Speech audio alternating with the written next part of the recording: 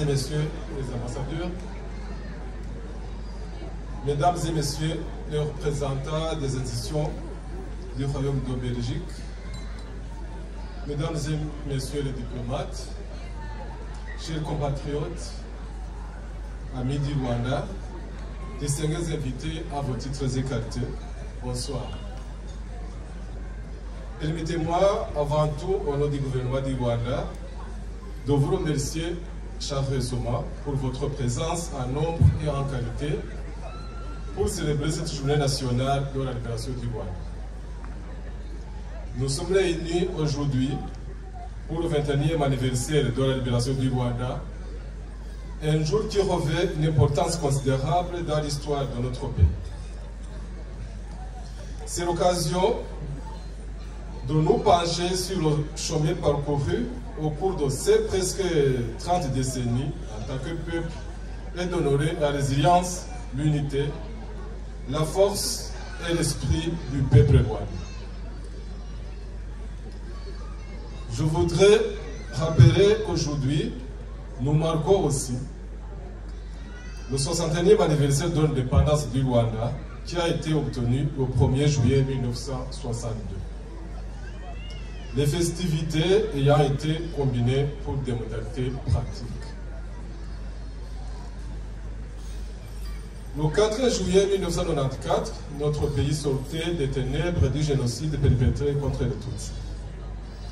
Nous ne pourrons jamais oublier les horreurs qui se sont déroulées au cours de ces journées funestes où la haine et la division ont déchiré le fondement même de notre société. Les blessures infligées à notre nation étaient profondes et le chemin de la guérison semblait inimaginable. Mais aujourd'hui, nous sommes ici pour témoigner de la résilience de l'esprit humain, un esprit qui a refusé de s'abandonner au désespoir et qui a choisi d'espérer un avenir meilleur. La libération du Rwanda a marqué un tournant dans notre histoire. Elle a symbolisé le triomphe de la justice sur la cruauté, de l'unité sur la division, du patriotisme sur la haine. Notre libération que nous fêtons n'est pas seulement une victoire militaire, mais c'est une victoire qui a transformé le bien-être du peuple rwandais, qui a assuré la cohésion sociale et la réduction progressive de la dépendance du pays vis-à-vis de l'extérieur. Ce sont les mots qui, à mon sens, caractérisent le mieux l'action politique et militaire du Front patriotique rwandais, sans qui ce jour ne pourrait être une célébration. Nous reconnaissons leur bravoure, leur abnégation et leur détermination à stopper le génocide contre les Tutsis du Rwanda, à lutter contre son idéologie et rétablir la sécurité de nos frontières. Mesdames et messieurs, distingués invités, au lendemain de la libération, le gouvernement a été confronté à la tâche colossale de reconstruire une nation brisée. La véritable libération ne consistait pas seulement à se rebeller d'un régime rongé par la haine et les inégalités, mais aussi à vivre en harmonie dans une société diversifiée et dynamique. Sous le leadership visionnaire du président Paul Kagame, le Rwanda a entamé un processus de guérison, de réconciliation et de reconstruction. La tâche était ardue, mais grâce à la détermination et à l'effort collectif des Rwandais, notre pays a réalisé des progrès remarquables. Le Rwanda est devenu un brillant exemple de réconciliation et d'unité. Les blessures du passé étaient profondes et le processus de guérison a nécessité d'immenses efforts. Grâce aux tribunaux communautaires Gacaca, les Rwandais se sont convenus pour une justice réconciliatrice afin de juger une masse de la population qui avait été impliquée dans le crime de génocide et à peu près 2 millions de cas ont été jugés. La transformation de l'économie rwandaise est tout aussi impressionnante. D'une société agraire dévastée par la guerre, le Rwanda est devenu l'un des pays dont la croissance économique a été l'une des plus rapides d'Afrique. L'engagement du gouvernement en faveur d'une bonne gouvernance, des réformes économiques et des investissements dans des secteurs clés tels que l'agriculture, le tourisme et les technologies de l'information a donné des résultats significatifs. Mesdames et messieurs, chers compatriotes, l'engagement du Rwanda en faveur du progrès social et du développement humain est évident dans ses réalisations en matière de soins, de santé et d'éducation.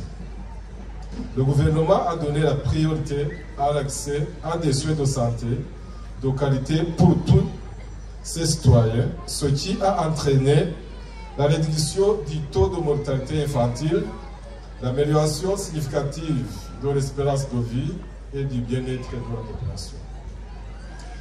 Ainsi, l'espérance de vie est passée de 26 ans en 1994 et 49 ans en 2000 et à 69 ans aujourd'hui. En outre, depuis le lancement du système d'assurance maladie pour tous en 2003, appelé mutuelle de santé, le Rwanda arrive à une couverture de 88% aujourd'hui.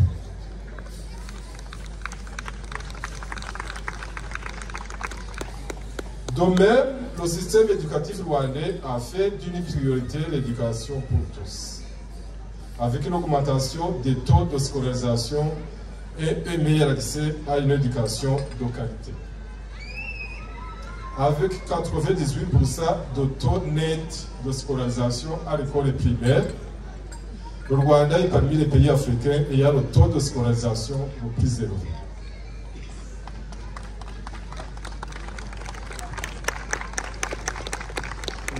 En ce qui concerne l'accès au secondaire depuis 2012, l'enseignement de base est passé de 6 à 12 ans, c'est-à-dire 6 ans du primaire et 6 ans du secondaire. Le Rwanda est également devenu un leader en matière d'égalité des femmes, ou bien égalité des genres et d'autonomisation des femmes. Reconnaissant le rôle essentiel des femmes dans la construction de la nation, le gouvernement a pris des mesures audacieuses pour assurer leur pleine participation dans toutes les instances de prise de décision. Aujourd'hui, notre pays est fier d'avoir la représentation des femmes au Parlement la plus élevée au monde.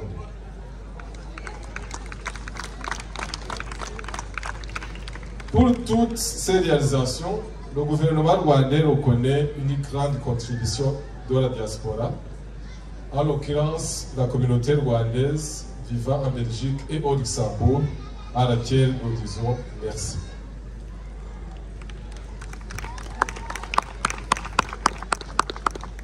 Mesdames et messieurs, très chers convives, si nous n'avons pas oublié notre passé, nous gardons les yeux fixés sur l'avenir.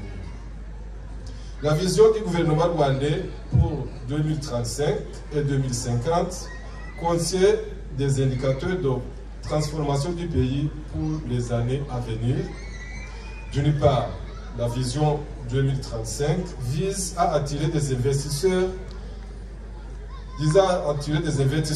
et à développer des secteurs clés tels que l'éthique, le tourisme durable et l'agriculture moderne, tout en investissant massivement dans l'agriculture, l'éducation, la bonne gouvernance et la lutte contre la corruption. D'autre part, la vision 2050 compte, quant à elle, faire du Rwanda un centre d'excellence en technologie, en santé et en énergie verte. Les jeunes seront amenés à jouer un rôle clé dans une société où la diversité culturelle sera valorisée et où les femmes continueront à prendre leur place modèle. nous portons en nous les rêves de géants, héros ou des citoyens ordinaires qui ont consenti des sacrifices extraordinaires pour poser les fondations de notre nation. Il est de notre devoir d'honorer leur mémoire tout en sauvegardant l'unité et la prospérité du Rwanda. Avançons, main dans la main, guidés par les leçons de notre histoire et la vision commune d'un avenir meilleur. Ensemble, nous pouvons continuer à façonner un Rwanda qui reflète des valeurs d'unité, de réconciliation et de progrès. Vive la République du Rwanda, vive le président Paul Kagame. Bonne fête à toutes et à tous. À votre santé. Merci, merci.